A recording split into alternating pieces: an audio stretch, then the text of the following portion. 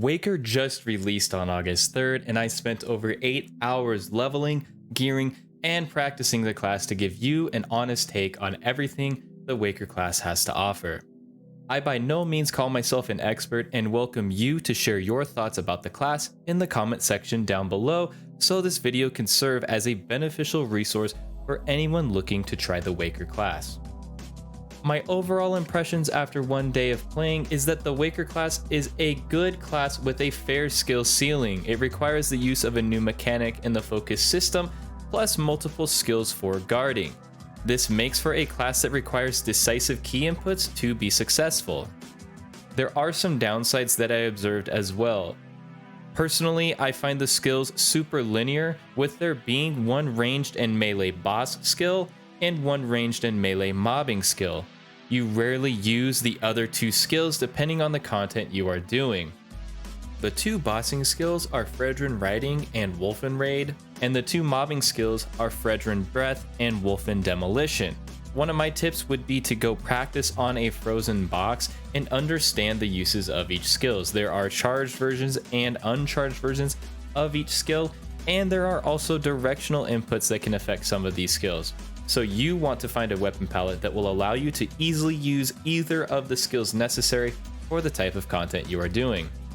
And here's some additional notes about a few of the Waker photon arts.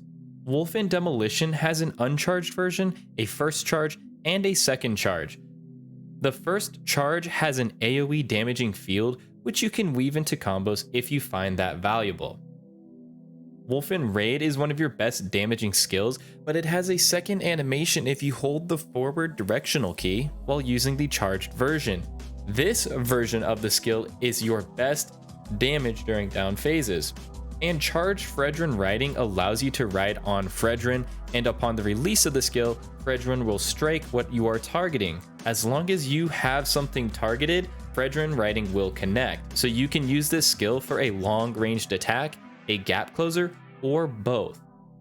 While I was practicing these skills and setting up my weapon palette, I personally decided to stick only to the two bossing skills mentioned earlier to allow more focus into guarding, which is a very important skill to the Waker class.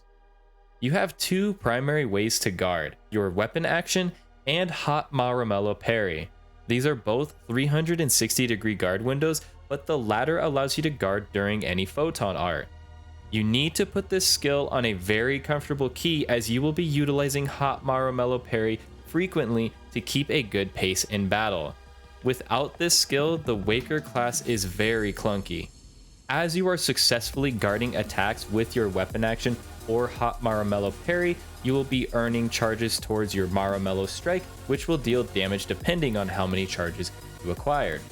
This is one of your strongest attacks, but the tossing animation has no guard frames, so you either need to use hot Maramello parry to protect yourself or wait for a long enough moment to throw Maramello strike. I would find myself in many fights not being able to throw Maramello strike and missing out on tons of damage, since I either had to wait for Maramello parry to be up to be safe, or I had to wait for enough time to be able to safely throw. Another thing is I rarely found myself using linear drive or linear drive encore. It is there to allow you quick entrance or escape depending on your positioning. The PP return from the attacks are minimal, and I honestly preferred to just weapon action if I was in the face of danger. I understand that this could be crucial in a fight or two, but in my time playing Waker today, I just found the skill utterly useless. I preferred to stay in the fight and simply use my weapon action. This yielded Maramello stacks plus more PP return due to Harmonizer parry counter and PP gain. Familiar Harmony is a really nice skill. It does nice damage, as well as giving you some invincibility frames during the animation. I like that this is an additional option for both damage plus defense that is pretty simple to charge once you understand how marks and filling up your gauge works. I do have some tips for you after my short little bit of playtime. My first tip is to understand that hot Maramello parry is a 10-second cooldown as long as it blocks an attack, and if you have a point into hot Maramello parry short cooldown and you fail to block an attack with hot Maramello parry, that cooldown will reset down to 5 seconds, so you will always have this skill up. Remember, you can use this skill while you are using photon arts, so this is a very good habit to get into, by using this whenever it's on cooldown, just to get used to when you are safe while using your photon arts. This right here is what is going to separate good Waker players from great Waker players. This is essentially a weapon action, so you can use this at any time, even if you're not using a photon art. Obviously, you have weapon action for that, but your mindset should be every 5 to 10 seconds, you should have this safety net there.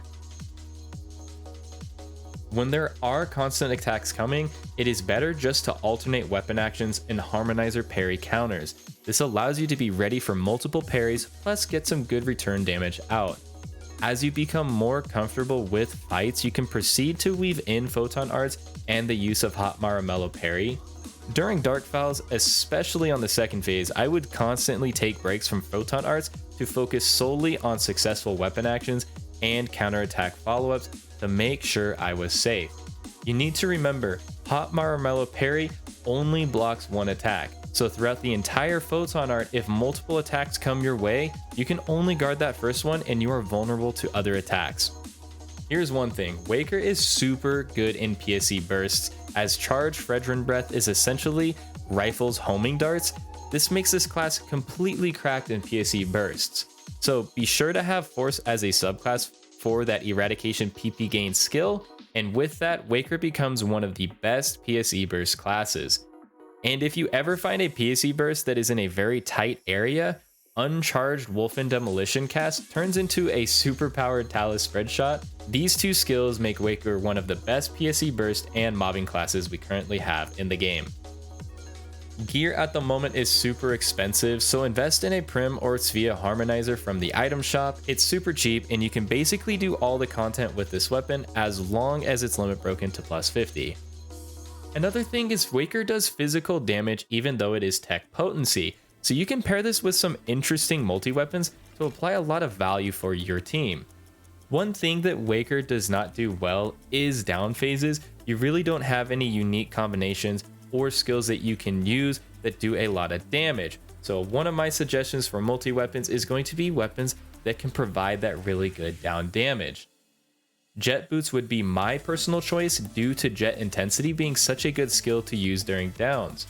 You could also try soaring blades if you build melee/technique hybrid augments. Fanatic Blade is a super strong 15 seconds of DPS. Either jet boots or soaring blades would require you to build into Bouncer, but that's okay because Bouncer is an incredible subclass for Waker. This would provide you extra down value accumulation that will scale off of your treble clef marking skill for even more down value accumulation. Another multi-weapon option would be Rod. This would give you access to techs for even better farming and elemental down value production. Plus, Force is one of the best subclasses since you have access to Eradication PP gain, you have access to HP to PP conversion for on-demand PP regeneration, so all in all, you can't go wrong with the Force class. And honestly, any other weapon with good down damage would make for a good choice with Waker. I can think of a few other weapons such as Sword, Wired Lance, and Twin Daggers to all be good choices too. The perks of something like Twin Daggers or another fighter weapon is the Fighter subclass, which would give you additional potency during down phases. Another super important thing is that there is no Roks Harmonizer.